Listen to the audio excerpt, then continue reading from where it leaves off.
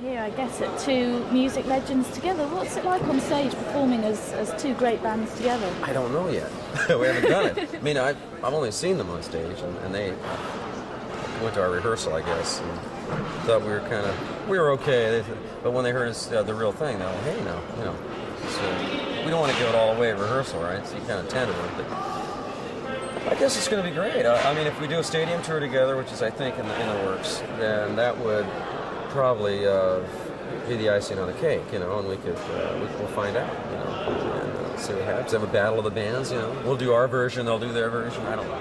Did you ever, in the late sort of 60s, 70s, were you ever fans of Status Quo? We've been aware of them, but honestly, in the States, we haven't heard a lot about them. But I think it's about time. I think they'll have some success there. And but when you come here, of course, I mean, you're aware of them, and in Germany, my gosh, they're like, legendary. What are you guys doing We're now? going, we have to go on after these guys. What are you chaps doing now? Because you've had a pretty good run in the business, haven't you? Wow, I know. It's like every time I think it's about time to wrap it up, something else comes up. Now the country legends, these, in our country, I mean, country music legends are coming to us to record our songs and asking us to do the backgrounds and kind of be observers of our own catalog, so to speak. So that's interesting. And so we're reliving that part of our career. And then there's a new album with Don Was, who is this producer of the year. In America is going, well, I have to do the Beach Boys. I have to do one more thing before I retire, kind of thing. I'm going, well, okay, we can squeeze you in. When you look back, have you enjoyed the success that you've had? Yes and no. It's actually, I'm looking forward to the next period of time.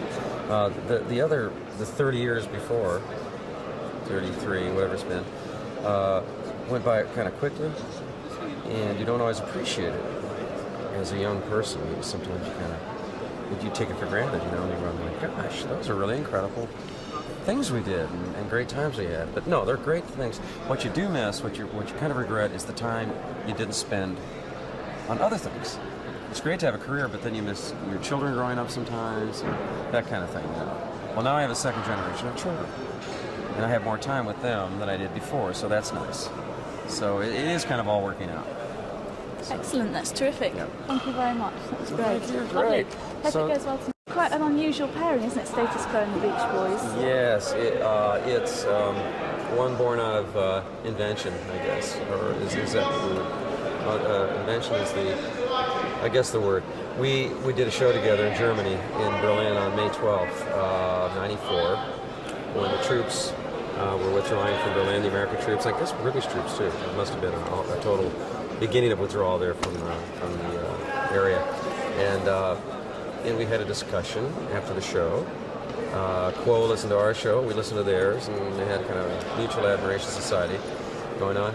And one thing led to another, and they developed some songs of ours and did a track on Do It Again and on a couple of things, but the one they liked most was Fun, Fun, Fun. And I thought to myself, well, fun, fun, fun. That's just a bit, that's going back a bit far. But when I heard it, I must say I was I was blown out of the car. I mean, this thing is so full of energy that it's gotta work. I mean, people really want to be, shaken up. They want to be taken out of their, whatever it is, negativity or doldrums or whatever. This will do it. I mean, this is a real, upper. But yet, musically, you're very different, aren't you? You've got very different following. Oh yeah, I mean, this is in terms of color spectrum, this is primary. This is called primary colors. I mean, this is just 1, 4, 5. In the music business, it's a 3-chord song, and it's done. I mean, the tempo is incredible. Well, our style is more, so we tend to be more fluid, and a little bit, especially over the years, we developed harmonic structures and pretty intricate. But this kind of takes you back to the elemental forces that work in rock and roll. It's pretty good. You okay? Aren't you in it? No, it's just you. You look much better than I do. Okay, let's go. So this is an incredible pairing, Status Quo and the Beach Boys. How did it all come about? We're friends. we worked together in Berlin, had 200,000 or 300,000 people at a dismantling of the wall, departure of the troops. I realized that for 2 hours it was Quo songs everybody sang, for 2 hours it was Beach Boys, and we talked about getting together, and they kind of thought with our vocals and, quote, their power, we should record, so we wound up doing fun, including Brian Wilson. So how did you actually put the record together? Because you didn't get together for it, did you? I waited at my mailbox. They just sent it to us, and then after a show in Chicago in the middle of the night, we put the vocals on and sent it back to them. Remember, this isn't our album. This is Status Quo's 30th anniversary. This is their moment. This is not our moment. This is their moment. How do you look back on Status Quo? What did you think of them in the sort of late 60s, 70s? They're kind of like us. Maybe you have your problems and all that stuff that goes on normally, but they always had a smile in their music. It was always, they weren't, complaining about the planet. They were trying to contribute some, smiles. And how did you choose to do Fun? Why that one? They tried Do It Again, which was big a million years ago also, but the track and the feel for Fun worked better for them. It's their choice. And how does it feel to be back on stage in Britain? To be what? Back on stage in Britain. Well, this is my favorite place to play. It really is. We have great memories of it, and of course, one of my 4 sons is doing his A levels here at the Oratory out by Woodcote and Henley. So it's not bad to come over and see him. You talk about sort of Quo's, amazing 30 years, and it's their celebration. But you guys have had a pretty good career too, haven't you? How do you look back on your career? Well, as long as you think you're going to make new music and you wrap the old around it and respect what you did, but always try and add on to that, then you can move forward. So I'm always happy to be doing this career. And how do you think the fans will take to the sort of version of Fun with Quo as well? God only knows. They're a different set of fans. I don't know. I think it's but that's all right. It's how it sounds and what the message is, and it's kind of cool. I like this message. Brilliant. That's terrific. Thank you. Just a quick 2 shots. Okay, just you talking, Helen? Okay, just me talking to you now, just for a second, if I may. How did it all come about? Well, we answered an advert in a musical trade, wanted background singers. And so, that's how it all came Well, we're not about. quite sure, you see, whether they're our backing vocalists or whether we're their backing group. Well, It's about 50-50, really. I it suppose, really isn't is. it? It's sort of like community property in the United States. But anyway, we actually met. He's a nut. Well, we were in the same billing. Status quo. We say status, they say status. But Nash Mosh did. Anyway, we were both on the bill in Germany to celebrate the leaving of the occupation forces. Status Quo from England, Beach Boys from USA, and after the show, we got lubricated and decided we should do something together. Musically, aren't you? Different set of fans. Well, funnily enough, we're not that different, we found. When we listen to a lot of their stuff, it really rocks on a lot of it, and a lot of it is shuffles, right? And we kicked a few of the songs about, and we ended up doing the Fun, and sent it to them. And when we got the tapes back with their voices on it, Francis and I just freaked out because their vocal sound goes so well with our backtrack, and it just worked out fabulously. So, quite a surprise in many ways. But Also, I think pleasant one. their group and ours has a basic philosophy in the music which is positive, and it's not like really angst-ridden, all serious. We just get and out there stuff. to give people a good time. They do and we do, and the chemistry between the two bands just seems to work. When you look back at the late 60s, early 70s, were you guys fans of each other? Do you remember the Beach Boys I was a being huge fan of his. Huge fan. I've been a fan of the Beach Boys since I was quite young. It's fascinating to work with realise somebody we who's had been around fans old. this Shut up, old. I'm talking. It's fascinating to work with somebody who's been around longer than us, and it's a very rare. We say that about the Four Tops. Yeah. Yeah, but then we, or the Mills Brothers. I We've don't worked with the Four Tops. We've worked with the Five Tops. Now, know. your friends- We appreciate Status Quo's. I love their arrangement of Fun. It's really dynamic. It's really ballsy, as we say. But you know, it really kicks ass. I think it's fabulous. You know, it's so different. When we first heard the intro, they came up with this intro that startled us in a good way. You did? Yeah. It was a good I call. was thinking the intro. It was great. I do too. I came up with round, round, get around, I get around one time. That worked pretty good.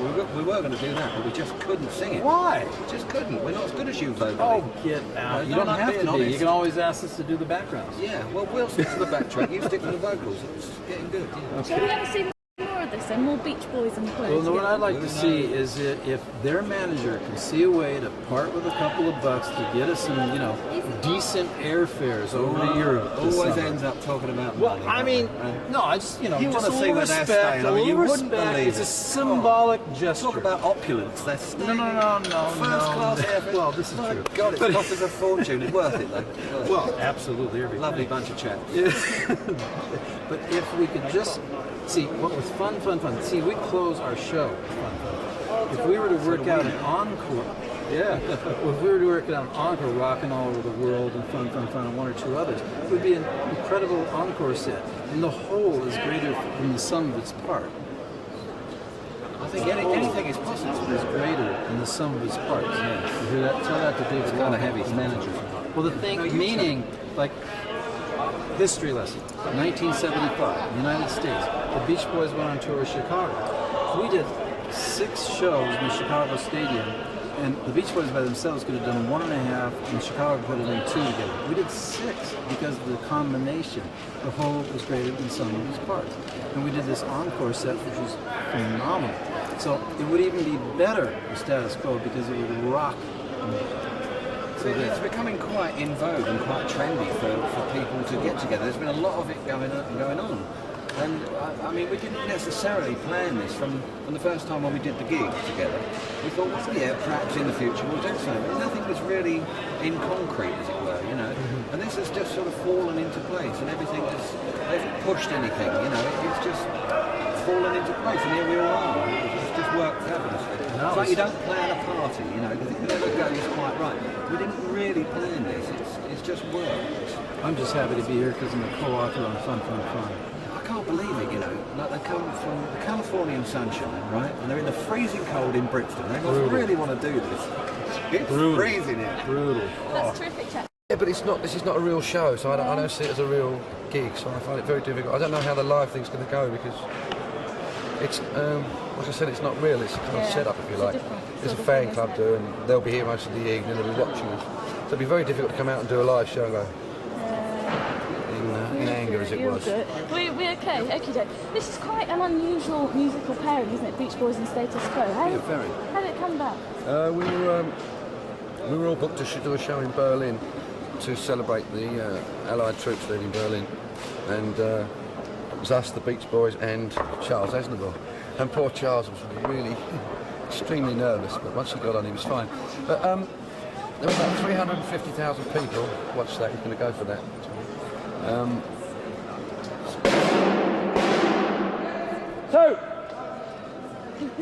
Sorry, can I start you again on that? Yes, ma'am. Okay, how did it come about? We were all booked together to do a show in Berlin to celebrate the Allied troops leaving Berlin. And us and the Beach Boys, we were there all day, and we noticed that the Beach Boys thought it was odd that all these Germans were singing these English lyrics, the Status Quo's lyrics, and then when they went on, obviously they were all singing Beach Boys too. And both bands have that,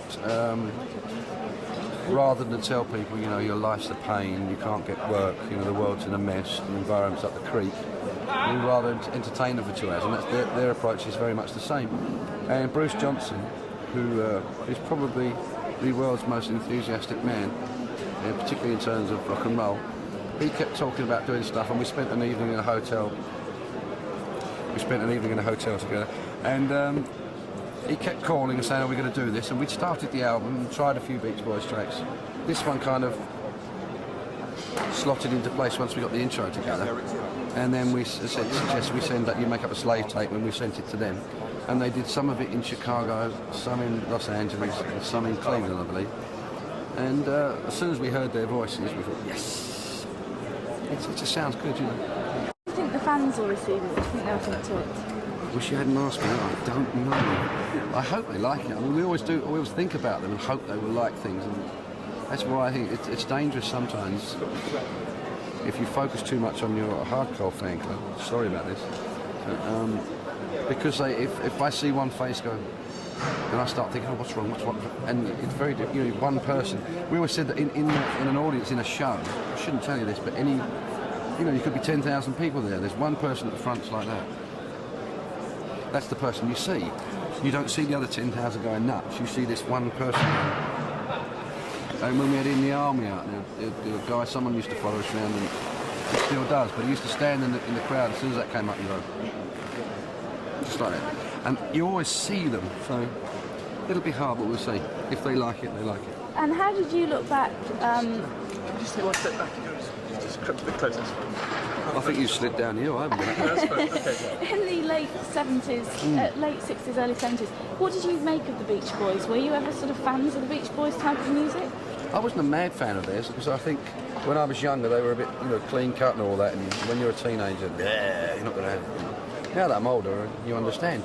But I remember when I heard I Get Around, we were in a geography class at school. I don't know how I heard it in a geography class, but I did. And everybody was talking about this new band, the Beach Boys. And I always thought it was a very brave line in the song to say that the bad guys leave us alone now. I thought if you'd said that in England, they'd come after you and just go for it. But I was particularly keen on the song Disney Girls, which I found that Bruce wrote, so I hate him for it. They just, some of the best sounding voices in the world, that's what I was taught. Californians, Americans are great singers, particularly this one. Now you're celebrating 30 years in the business. Yes. You're going to keep going? I can't see any reason to stop, and I've got 7 children, another one on the way, and I need the money. I have to keep going. No, when we split up in 1984. I thought I didn't want to do it anymore, and I really wanted to feel what it would be like not to have the commitment to be. Because ever since I can remember, you wake up in the morning, I'm one of them, and I'm him in status quo. And I thought I would really enjoy not having that commitment. And then after a few months, I had to admit to myself that I like the adulation or whatever it is, or even if it's only status quo, I like being in there. I like walking on stage with people going, yeah. Whereas I know what it's like. When I was younger, I had jobs, and you walk in the morning, you get, and that's good morning usually. It's the best you get. But when we walk out tonight, it's like, yeah. And so, I suppose it's like football teams. You can play a bad show and they still come back because they love it, which is an honour. Terrific, brilliant, thank you. I'll just do one quick two-shotter. These are very odd nods, watch.